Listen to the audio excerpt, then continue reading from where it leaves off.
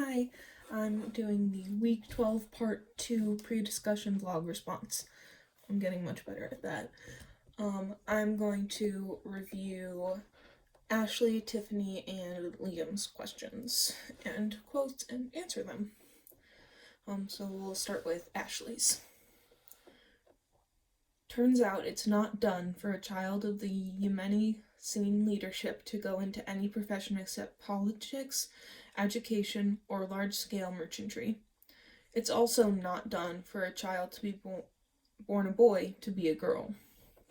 Page 256 in the PDF.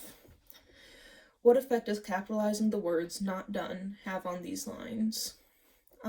So, I think that the question and the quote are a really good close read and really good to kind of look into a different part of society in the novel, so I wouldn't change anything about those.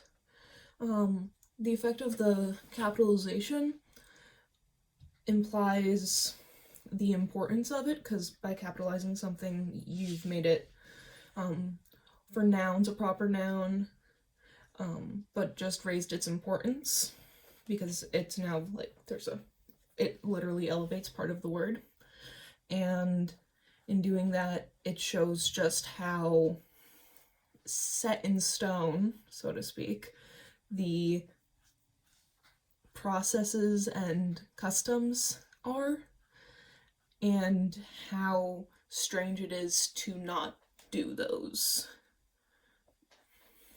Next we're going to go to Tiffany's. The novel closes with Alabaster asking Cyanite whether she has ever heard of the moon. What is the significance of ending the novel with a question? Tell me, he says, have you ever heard of something called a moon? Last page, chapter 23 on the PDF version. So the one thing I would change about this question is just changing the order and maybe removing the quote giving context,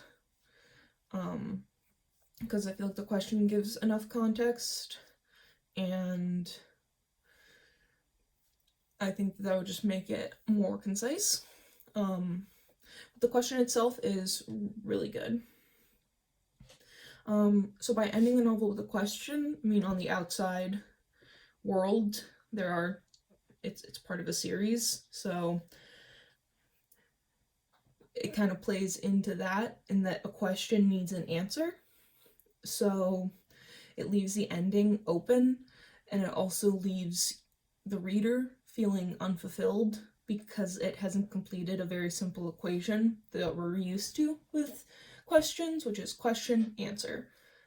And in doing that, it makes you think about what's happened, theorize over what's going to happen, and lead into reading the next books. But it also just, fitting with other ways the novel has interacted with itself, it kind of sets that open-ended kind of thing. And Liam's. Better a child never have lived at all than live as a slave. Better that he die. Jemison, page 441. What is the significance of her killing the baby and not herself and the baby?